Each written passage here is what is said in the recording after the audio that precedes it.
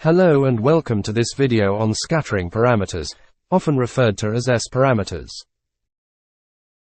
In RF and microwave engineering, S-parameters play a crucial role in understanding and analyzing the behavior of RF devices and systems. Let's consider the example of band-pass filter. It has two ports, the one is input and the other is output. If any RF signal is applied to its input port, then some of RF power would be transmitted while the other is reflected back due to impedance mismatch.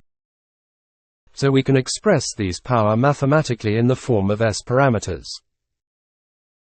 As it has two ports, so there are four S-parameters would be possible in this case, which are S11, S12, S21 and S22. The first parameter is S11. S11 represents the power that's reflected back to port 1 when an input signal is applied at port 1. This parameter is also known as the reflection coefficient. S11 gives insights into how much of the incoming signal is reflected due to impedance mismatches or other factors. The second parameter is S12. S12 signifies the power transmitted to port 2 when an input signal is applied at port 1. This parameter is crucial for understanding how well a signal propagates from the input to the output port. The third parameter is S21. S21 describes the power transmitted to port 1 when an input signal is applied at port 2. It reveals the efficiency of signal transfer from the output to the input port, providing insights into the network's signal handling capabilities. The fourth parameter is S22. S22 corresponds to the power reflected back to port 2 when an input signal is applied at port 2. Similar to S11, this parameter helps in assessing impedance mismatches and signal reflections at the output port. In general, there would be any RF system in place of filter, such as diodes, amplifiers, antenna, etc.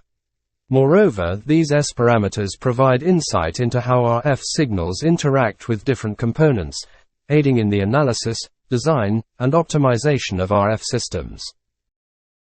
Let's consider an example of a low-pass filter designed in advanced design system software. In this example, S-parameter simulator is used to perform the S-parameter simulations. When we run the simulation using the Run button, a dialog box will appear. From the top left menu you can select a rectangular plot. In this you can plot all the four S-parameters S11, S12, S21, and S22. Let's plot the S21 and S11. And here is the plot. By working with S-parameters, engineers can predict the behavior of complex RF networks and assess factors such as gain, loss, impedance, phase, group delay, and the voltage standing wave ratio.